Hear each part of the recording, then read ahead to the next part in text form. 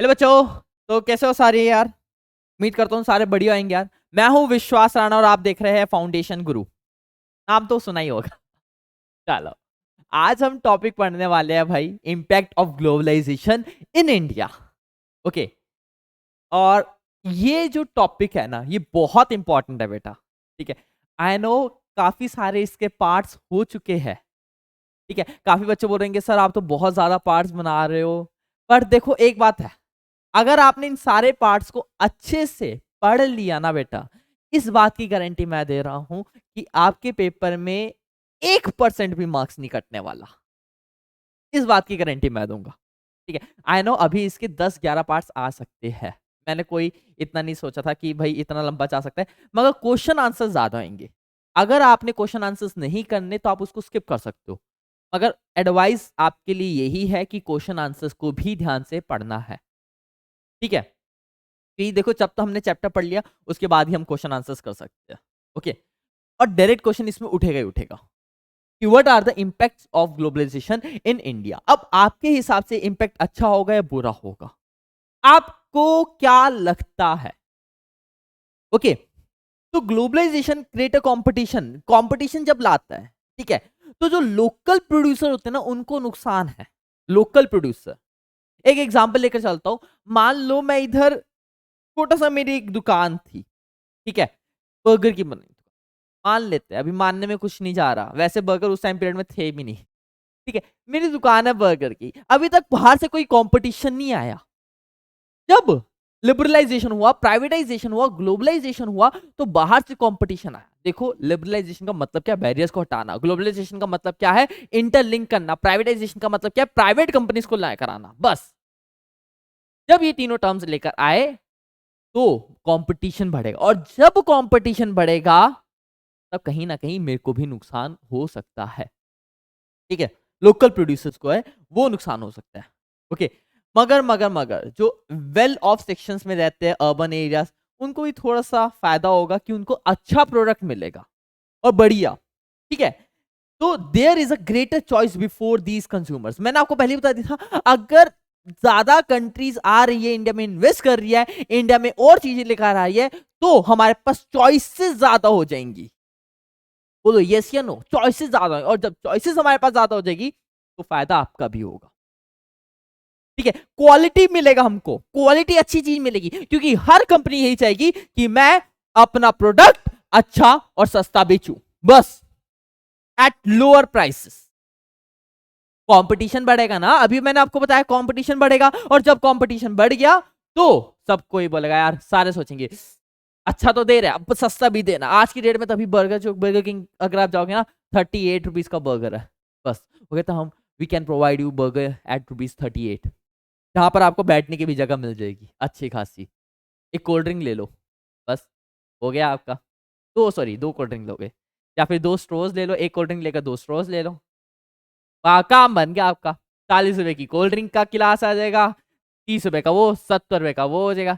एक बर्गर या फिर दो बर्गर ले लो, 100 रुपए का आपका पूरा काम खमाम है पूरा। देखो कैलकुलेशन देखो आप, ये कैलकुलेशन करो ना, पूरा 100 रुपए में आपका हो गया, अच्छा खासा हो गया। ठीक है, बस हो गई आपकी जो आप चाहते थे। क्वालिटी भी मिल गई आपको, एक अच्छा सेक्शन भी मिल गया जहां पर आप बैठ सको। ठीक है, आपका लो प्राइस, आपका प्राइसेस भी कम लगे, पैसा कम लगा, हाँ या ना, और आपको अच्छी सर्विसेज भी मिली। यही तो बात बोल रहे हैं। और एज ए रिजल्ट होगा क्या, जो लोग हैं आज की डेट में वो एंजॉय करते हैं एक हायर स्टैंडर्ड। मैंने बताया था ना आपको, स्टैंडर्ड हाई हो गया आपका। ठीक है, पहले कहां आप जाते थे, स्टैंडर्ड बढ़ाओ थोड़ा सा, अरे ये इन्होंने ये क्या क्या स्टैंडर्ड बढ़ा दिया अपना। ठीक है। और अगर मैं लोकल की बात करूँ ना, लोकल में भी 40-50 का बर्गर तो आज भी आ ही रहा है। 40 रुपए की कोक की बोतल आ जाती है। ठीक है, मगर वही है, बैठने की जगह बहुत मायने रखती है, कहाँ ले जा रहे हो आप, और किसके साथ हो वो तो और भी मायने रखता है ना। अब एक प्रॉपर, सब सपोज कर लो मेरे साथ कोई एक मेरी फ्रेंड है। ठीक है, अब मैं क्या करूंगा, मैं सबसे पहले तो ये देखूंगा जहां पर एक अच्छी सी जगह मिल जाए भाई बैठने की, वहां पर जाएंगे, आराम से बैठेंगे, गपशप करेंगे थोड़ी बहुत। ठीक है, और एक सस्ती भी जगह मिल जाए, कि अपन का बजट थोड़ा स्लो है ना। ठीक है, इसलिए ओके तो सिंपल सी बात है, हायर स्टैंडर्ड बढ़ जाते हैं among producers and workers, the impact of globalisation has not been uniform. Uniform नहीं है बट ये ठीक है। अब पहला, ये आपका इंट्रोडक्शन था, पहला पॉइंट, जो एमएनसीज होती है ना बेटा, ध्यान से सुनना मेरी बात, वो अपनी इन्वेस्टमेंट को इंक्रीज कर रही है इंडिया में। क्यों? क्योंकि जितना इन्वेस्टमेंट वो करेगा उतना उनको फायदा हो सकता है आने वाले टाइम पीरियड में। ठीक है, 20 साल पहले से आप देख लो और आज की डेट में देख लो, इतनी कंट्रीज ने इंडिया में इन्वेस्टमेंट करी है, इतनी सारी कंट्रीज, और आज की डेट में वो बहुत अच्छा खासा एक अमाउंट जिसको आप बोल सकते हो वो गेन भी कर रहा है। ठीक है, that means investing in India has been beneficial for them, that is beneficial, उनके लिए वो बेनिफिशियल था और है। ओके, एमएनसीज ने क्या किया है, इंटरेस्ट किया होता है किसमें, इंडस्ट्रीज में। जैसे सेलफोन हो गया, बहुत अच्छा खासा कमा रही है, ऑटोमोबाइल्स बहुत अच्छा खासा कमाती है, electronic, soft drinks, fast food services, banking, कितनी सारी चीजें। ठीक है, कितनी सारी चीजें वो, जहां पर एमएनसीज आई और अच्छा खासा उसने अमाउंट उसने इन्वेस्ट किया और अच्छा खासा आज की डेट में वो गेन भी कर रहा है। इस बात को समझो। तो फायदा किसको हुआ, फायदा हमको भी हो रहा, हमको भी तो एक स्टैंडर्ड मिल रहा है ना अच्छा खासा, मैंने आपको बताया था हमको भी एक अच्छा खासा स्टैंडर्ड मिल रहा है। अब किसी के साथ जाएंगे तो एक अच्छी जगह पे बैठेंगे ना, अब ऐसा तो नहीं आप कहीं पर भी ले जाओ, फुटपाथ में थोड़ा ना बिठाओगे किसी को, अब फिर देख लेना आपका इंप्रेशन है, बाद में मत बोलना। ठीक है, तो ये जो प्रोडक्ट्स होते हैं ना, अरे क्या हो गया ये चल क्यों नहीं, हाँ चल रहा है। ठीक है, ये जो प्रोडक्ट्स होते हैं ना, large number well of buyer, देखो मैं इस लाइंस को मैं इसलिए पढ़ रहा हूँ क्योंकि इंपॉर्टेंट है बेटा, मैं हालांकि मैं आपको ऐसे भी समझा सकता हूँ, मेरे को इसकी भी जरूरत भी नहीं है, मैं इसलिए आपके सामने अभी पढ़ रहा हूँ क्योंकि इंपॉर्टेंट है, ये पेपर में पक्का आएगा, लिख कर दे रहा हूँ मैं आपको, और 5 नंबर से कम में नहीं आते। आप पहले की क्वेश्चन पेपर उठाकर देख लो, ये पक्का आया है ये क्वेश्चन। ठीक है, these products have a large number of well of buyers, इनके बायर्स बहुत ज्यादा है। in these industries and services new jobs have been created, employment मिलेगी भाई, बेरोजगारों को रोजगारी मिलेगी। अगर एमएनसी आएंगी तो आपको रोजगार मिलेगा, अगर टेस्ला कंपनी भारत में आएगी और प्रोडक्शन करेगी तो फायदा इंडिया के आम नागरिक को भी होगा, एम्प्लॉयमेंट उनको भी मिलेगी, और लोकल कंपनीज के साथ अगर वो टाइप करेंगे तो उन लोकल कंपनीज को भी बेनिफिशियल हो सकता है। मैं देखो लोकल कंपनीज को, अभी आप बोलोगे सर अभी तो आपने बोल रहा था कि लोकल कंपनीज को नुकसान होता है, अब आप कह रहे हो बेनिफिशियल भी होगा। बेनिफिशियल उनके लिए होगा जिनके साथ वो टाई अप कर रही है, और नुकसान उनके लिए होगा जो अदर लोकल कंपनीज होंगी, इस बात को समझो। सेकंड, अगर हम बात करें, several of the top Indian companies have been able to benefit from increased competition, बोला था ना भी, कुछ कंपनीज को फायदा भी हो रहा है, ऐसी बात नहीं है। ठीक है, न्यू टेक्नोलॉजी की वजह से, टेक्नोलॉजी भी तो आ रही है, अगर कोई बाहर की कंपनी आ रही है तो अपने साथ क्या टेक्नोलॉजी नहीं लेकर आएगी, बोलो सोच कर बताओ, टेक्नोलॉजी लाएगी या नहीं लाएगी, यस या नो, यस। ठीक है, प्रोडक्शन के लिए, और उनकी प्रोडक्शन जो है वो दिन प्रतिदिन बढ़ेगी बढ़ेगी बढ़ेगी। ओके, पहले कहा वो अपने हाथों से प्रोडक्शन करते थे, और जब वो मशीन से प्रोडक्शन करेंगे तो प्रोडक्शन का जो कॉस्ट है वो कम आएगा एंड प्रोडक्शन ज्यादा होगी, प्रोडक्शन कॉस्ट कम आएगी और प्रोडक्शन ज्यादा इंप्रूव होगी, ज्यादा होगी। एंड उन्होंने काफी सक्सेसफुल कोलैबोरेशन किया है फॉरेन कंपनीज के साथ, और जिसने कोलैबोरेशन किया है दूसरी कंपनीज के साथ उनको अच्छा खासा बेनिफिट भी होता है। ठीक है, ओके, और अगर हम बात करें, globalisation has enabled a large Indian companies to emerge multinational themselves, मतलब इंडिया में भी आज की डेट में बहुत सारी एमएनसी ऐसी है जो बाहर अपना इन्वेस्टमेंट कर रही है। आपको जानकर एक खुशी होगी, टाटा मोटर्स जो इंडियन कंपनी है ऑटोमोबाइल्स की, वो रशिया में उसका बिजनेस अच्छा खासा चल रहा है, ये एमएनसी कंपनी है। इन्फोसिस जो आज की डेट में आईटी सेक्टर की मानी जाती है, इंडियन कंपनी है जो कि बाहर इसका अच्छा खासा चल रहा है। रैन बैक्सी ले लो मेडिसिन की, इंडिया में इसका काम चल रहा है और मगर बाहर भी इसका अच्छा खासा चल रहा है। एशियन पेंट्स, आपको पता होगा, सुना होगा इसका नाम आपने, एशियन पेंट्स, ठीक है, दीवारों की पेंट वगैरह होता है ना उसके लिए आता है, ये आज की डेट में बाहर इसका अच्छा खासा चल रहा है। एमएनसी है भाई, इंडियन एमएनसी है, मैं आपको, और एक सुंदरम फास्टेंस भी है नट्स एंड बोल्ट्स की, नट्स बोल्ट वो पेचकस वगैरह। ठीक है, तो ये जो है ये बाहर अच्छा खासा अपना क्या कर रहा है, एक्सपोर्ट कर रहा है। अब ये बाहर इन्वेस्टमेंट इन्होंने की, फायदा इंडिया को हो रहा है। तभी मैं आपको बराबर यही बोल रहा हूं, आप इन्वेस्टमेंट बाहर करोगे तो आपको भी फायदा होगा एंड इंडिया को भी फायदा होगा। ठीक है, कुछ इंडियन कंपनीज ऐसी भी है जो स्प्रेड कर रही है ऑपरेशन वर्ल्ड वाइड। ठीक है, यही जो अभी मैंने आपको बताया था ना, यही कंपनी जो है वो वर्ल्ड वाइड उनका स्प्रेड हो रहा है। आईटी सेक्टर में आप देख लो, आईटी सेक्टर में कितना इंप्रूवमेंट हमको देखने को मिल रहा है। ठीक है, मैगजीन बनाती है बाहर। अब देखो एक बात समझना मेरी बात, ठीक है, आपको पता है लंदन की मैगजीन इंडिया में बन रही है। एग्जाम्पल दे रहा हूं मैं आपको, ठीक है, लंदन की मैगजीन इंडिया में बन रही है। क्यों? लंदन में मैन्युफैक्चर क्यों नहीं हो रहा? एक एग्जांपल, रुको रुको रुको रुको, ये देखो, ये मेरे पास मैगजीन है। ठीक है, ये मैंने, ये है लंदन की, मैंने लंदन के, ठीक है, मगर मैन्युफैक्चरिंग कहाँ हुई इसकी? ये इंडिया में हुई। क्यों? क्योंकि लंदन में अगर मैन्युफैक्चर करोगे तो कॉस्ट ज्यादा आएगी, तो कहते हैं इंडिया में हम करवाएंगे मैन्युफैक्चर, नाम आएगा लंदन का। फायदा किसका होगा? इंडिया को भी फायदा होगा, इंडिया में एम्प्लॉयमेंट बनेगी, है लंदन की। आपको पता है बाहर के जो कॉलर टेलर्स होते हैं ना, तो यूएसए में अगर किसी को प्रॉब्लम आती है, कॉल सेंटर में आप फोन करते हो ना, हाँ जी सर हमको ये प्रॉब्लम आ रही है, हम क्या करें, वो आपको प्रॉपर गाइड करते हैं, सर आप ये कर सकते हैं, सर आप ये कर सकते हैं, सर आप वो करिए। कितने शांत है वहां।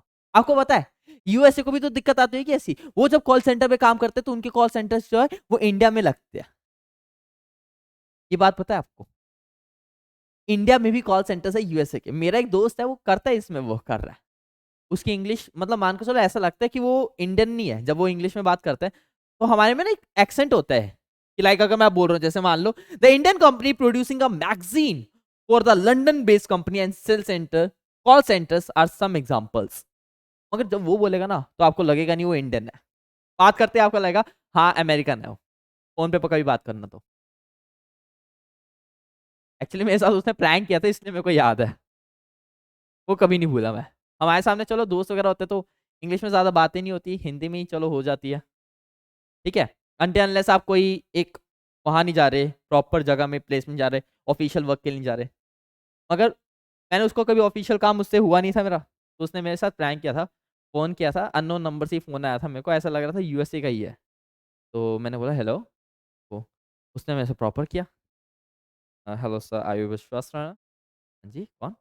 Yes who is this? अब सामने वाला अंग्रेजी में तो मेरे को भी अंग्रेजी में बोलनी पड़ेगी ना। तो वो कहता कि sir you are selected for interview and you have to come in USA California.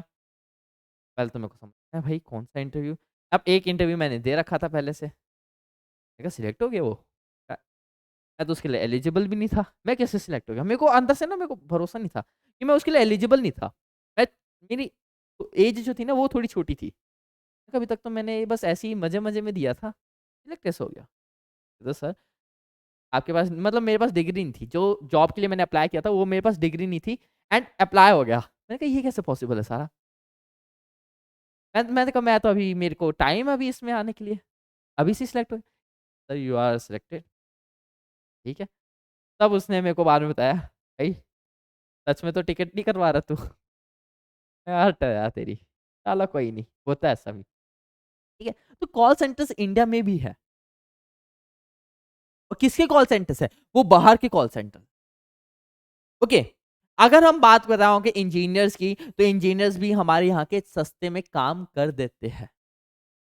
Okay, चलो बस वो टॉपिक खत्म है, अब उतना ही इसमें आएगा। ठीक है, बता दिया मैंने impact of globalisation in India, paper के लिए इंपॉर्टेंट है, पेपर में आएगा, पक्का आएगा, पहले बता दिया मैंने, फिर बाद में मत बोलना सर आपने बताया नहीं। अब ये topic most most most most most important है, मतलब मान के चलो इसमें या इसमें पक्का आएगा पेपर में।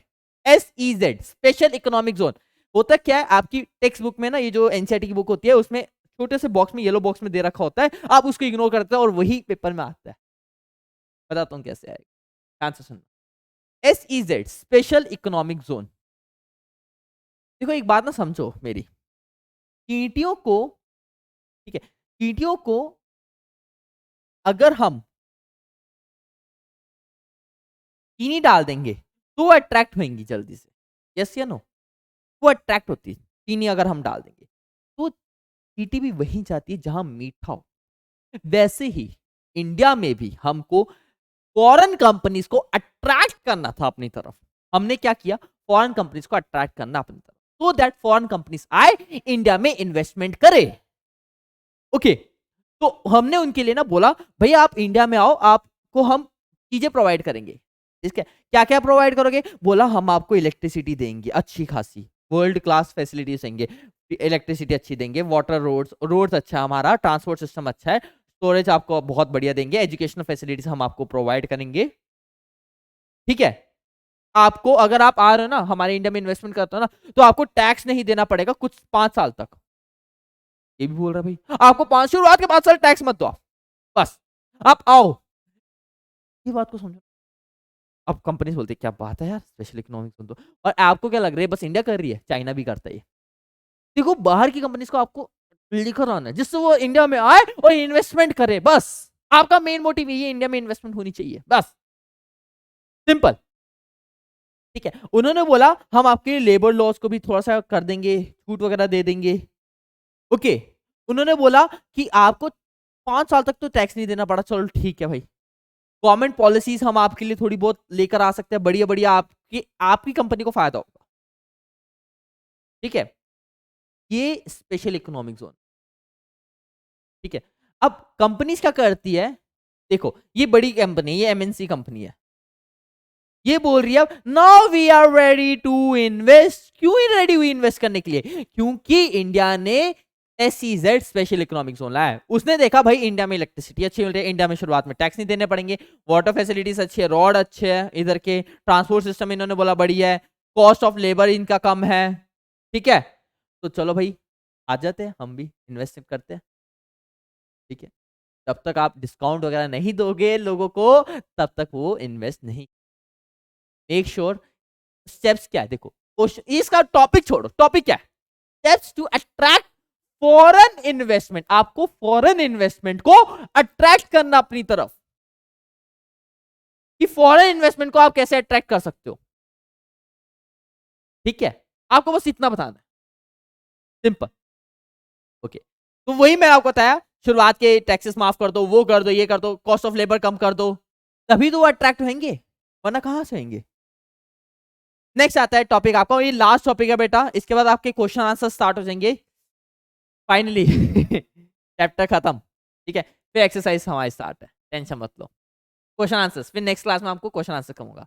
ओके, तो struggle for a fair globalisation, एक स्ट्रगल। ठीक है, ये भी इंपॉर्टेंट क्वेश्चन है। ओके, जहां सरकार एक मेजर रोल प्ले करती है कि उसकी पॉलिसीज कैसी है, क्योंकि एक कंपनी तभी इन्वेस्ट करेगी अगर उस कंट्री की पॉलिसी अच्छी होगी, वरना वो नहीं करेगा। ठीक है, अब इससे होता क्या है, रिच के लिए तो चलो पावरफुल बन जाते हैं, मगर कंट्री को भी फायदा मिलता है। For instance the government can ensure that labour laws are properly implemented and the workers get in their rights. सरकार को यह भी देखना जरूरी है कि राइट्स, अधिकार, जो लेबर अधिकार होते हैं क्या उनको मिल रहे हैं। ऐसा तो नहीं कि लेबर से 15-15 घंटे काम करवाया जा रहा है, एक बैड कंडीशंस में वर्क करवाया जा रहा है, नहीं। मिनिमम वेज एक्ट मिल रहा है उनको या नहीं मिल रहा, ये भी देखना पड़ता सरकार को।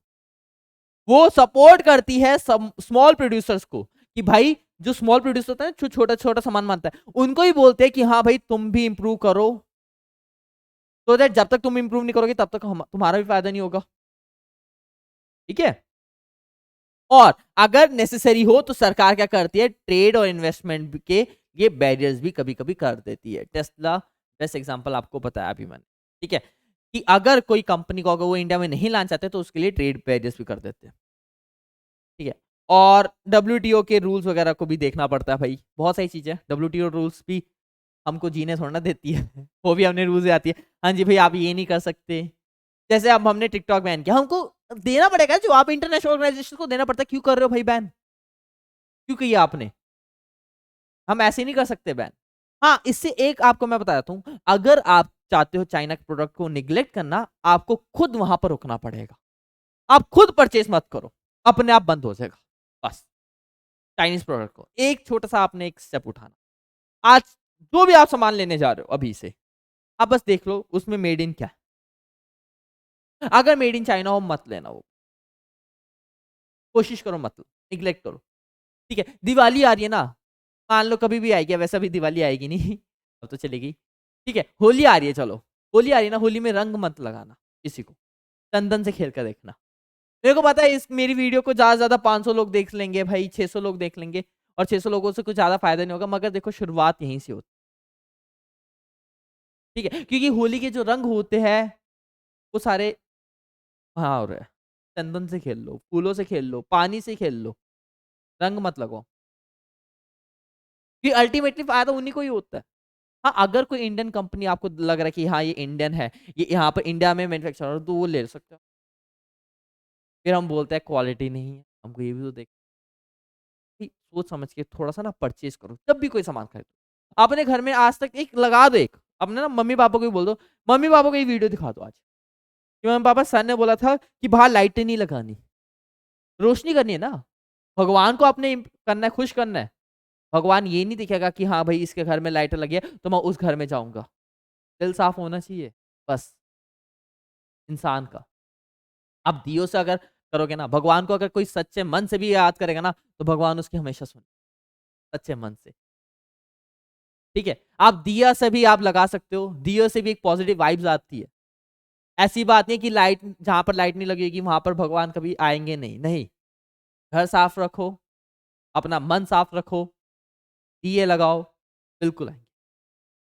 ओके, तो in the past few years massive campaigns वगैरह हुए, रिप्रेजेंटेशन किया लोगों ने ऑर्गेनाइजेशंस में, ठीक है, जिसमें वो इन्फ्लुएंस कर सके इंपॉर्टेंट डिस्कशंस को, किसके, WTO, ट्रेड इन्वेस्टमेंट्स से रिलेटेड।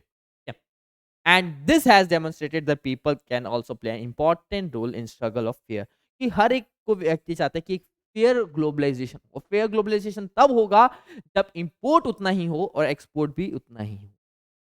चलो ये लेबर लॉस वगैरह तो आपको बता देंगे किताब में, मगर एक फेयर ग्लोबलाइजेशन तब भी होता है, ठीक है, जब प्रॉपर उसमें काम चले। एक्सरसाइज हम नेक्स्ट क्लास में करेंगे, ठीक है।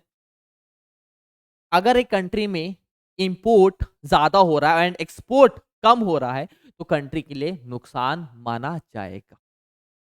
ओके बेटा, चलो फिर आज के लिए इतना काफी है, थोड़ा सा ज्यादा हो गया, लंबा हो गया लेक्चर, आई नो दैट, कोई बात नहीं। उम्मीद करता हूँ आपको ये लेक्चर अच्छे से समझ में आ गया होगा, फुल डिटेल चैप्टर मैंने आपको लिए बताया है आपको। ओके, और अगर चैप्टर आपको पसंद आ रहा है तो भाई लाइक करो, लाइक से आपका पैसे नहीं लगते, अरे मजाक कर रहा हूँ, लाइक कर देना, ठीक है। और शेयर करो अपने दोस्तों के साथ, ज्यादा से ज्यादा शेयर करो, ठीक है, जिससे उनका भी थोड़ा सा भला हो जाए। ये पूरा मैंने आपको बता दिया, एक प्लेलिस्ट में मैं डाल दूंगा, इसको अच्छे से प्रोवाइड कर दूंगा। और फिर मिलते हैं नेक्स्ट क्लास में, तब तक अपना ख्याल रखो, सुरक्षित रहो, घर पे सेफ रहो। जय हिंद, जय भारत, बाय बाय।